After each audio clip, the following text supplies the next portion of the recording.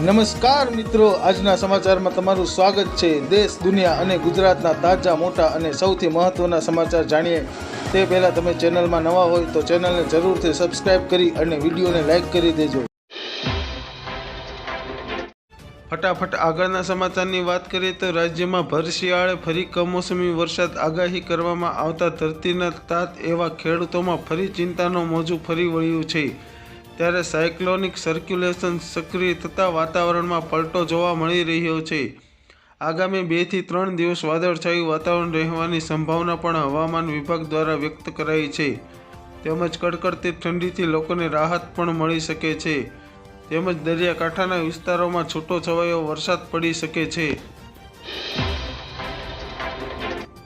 આગળના સમાચારની વાત કરીએ તો સરકારે અત્યાર સુધીમાં 2023ની ખરીફ સિઝનમાં બફર સ્ટોક જાળવી રાખવા માટે 25,000 ટન ડુંગળીની ખરીદી કરી છે। ગ્રાહક બાબતોના સચિવ રોહિત કુમાર સિંહે આ માહિતી આપી છે।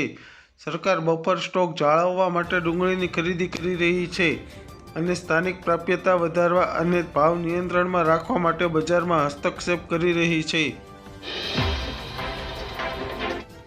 આગળ મહત્વના સમાચારની વાત કરીએ તો ભારતીય સરાફા બજારમાં આજે 8 જાન્યુઆરીના રોજ સોનું સસ્તું જ્યારે ચાંદી મોંઘી થઈ છે।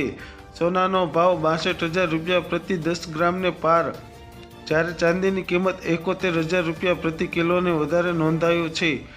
રાષ્ટ્રીય સ્તર પર 999 શુદ્ધતાવાળા 24 કેરેટ 10 ગ્રામ સોનાની કિંમત રૂપિયા 62,317 રૂપિયા છે, જ્યારે 999 શુદ્ધતાવાળી ચાંદીની કિંમત 71,573 રૂપિયા છે।